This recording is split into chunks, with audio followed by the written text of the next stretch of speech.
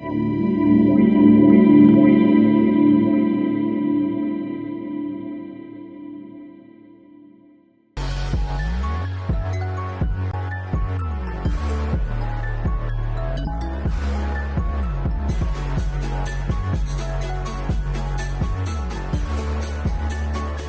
good? We rolling? All right, we hot. What's that? Go ahead. Go ahead. What are we talking? Because we'll save the fifth precinct for when you do him. So what do you want to talk? August record that.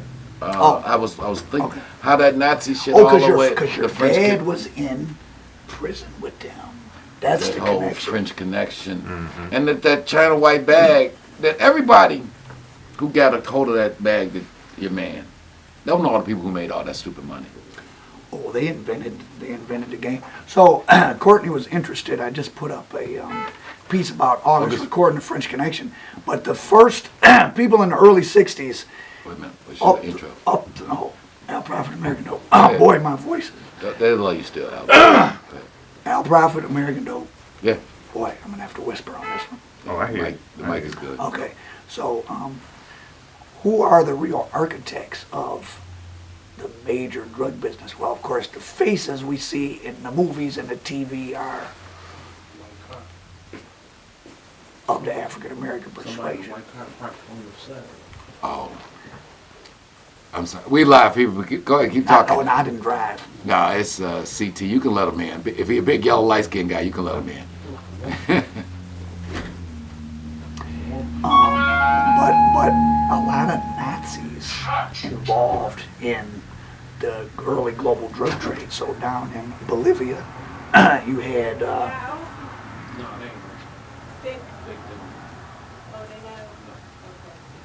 Thank you, KK. Thanks, brother. Got a celebrity. Got some real security. Celebrity security. Celebrity. Brother KK. Yeah, celebrity If the bounce. bricks could talk, that is the correct name of the book, right? If the bricks could talk. These bricks can talk. If these bricks can talk, great book, historic book coming out from our guy, the big homie KK. But back to it. So August Record, architect of kind of how this whole golden era of H happened. So he was a part of. So when the Nazis took over France, some of the French government collaborated, and they let them set up their own government in a little spy town called Vichy. And of course, they have responsibilities to get Jews to steal money. And so there was a French Gestapo called the Carlinga. There was a famous French soccer player involved. There was French police, and there was just general lowlifes like August Record. So once the war ended and the day of reckoning was coming, they were hanging people like, oh, you helped the Nazis, boom, you're going on the gallows, guillotine, all that. August Record, he wasn't nobody. The U.S. government didn't help him like they helped some scientists, but he made it to South America. So he started in Argentina as a pimp, peddling flesh. And then as it gets into the late 50s and early 60s, it goes to Paraguay, which that was the haven for Nazis. Paraguay is a little landlocked country in the middle of South America that has nothing. It has a bizarre history. It actually had a law where if you were a white European, you couldn't have a child with a white European. You could only have children with indigenous. And if you were indigenous, you couldn't have a child with indigenous. You could only have a child with white European because they wanted to create an actual Paraguayan race to destroy the caste system, which they did. But sitting above that, you had General Stroessner, of course, German name, and he was very Nazi-friendly. And that became, Paraguay was the haven for the Nazis. And that's where Record moved to and set up this global chessboard of the French Corsican gangsters, Turkish heroin, Southeast Asian heroin. Because remember, French colonies in the Middle East and Southeast Asia were heroin source countries. And of course, Turkey's right there to Lebanon and to Egypt. So this is the bag that came to be known as the French Connection. That's right. He was. August Record put the connection in the French. So he was sitting down in South America, and in the late 50s and early 60s, the French mafia was smuggling. It's funny, you think about a person getting off a plane from Bogota now is big, like, hey, do you have drugs? But back then it was you getting off a plane from Paris. Because the labs were all in France. They were outside of Marseille.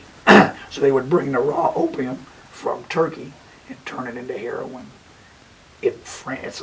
I mean, it's just funny how the world changes. Right. And they would smuggle it over. And the French were so trusting with each other because they're they're not really French. They're Corsican from a little island. So like a Sicily, but it's even smaller than Sicily and more tight-knit. So to this day, there's never been an infiltration of the Union Corse, the French mafia.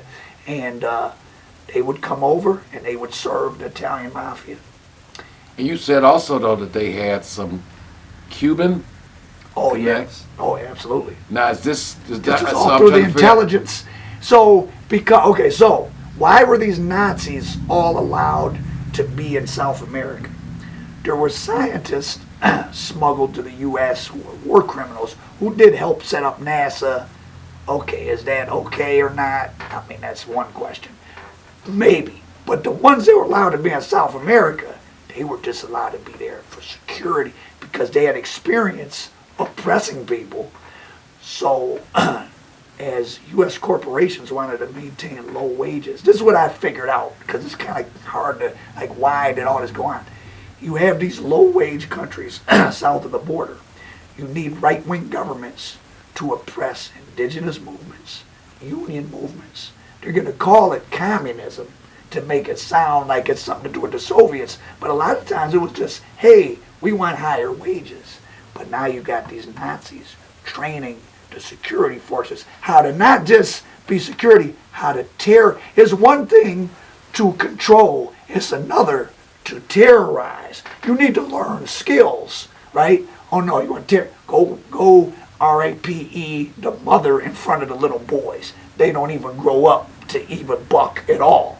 It's sort of like, think about how in the terror on the black slave African population, to where you have to terrorize people so much as children, they don't even grow up to think about challenging the doing system. Nothing.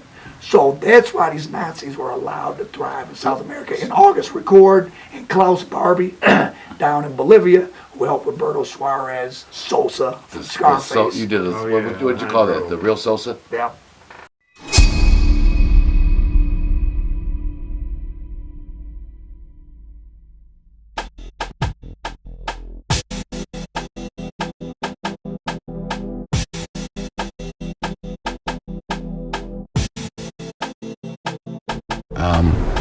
It was just time to really tell a great untold Detroit story because it kind of covers Detroit at its zenith.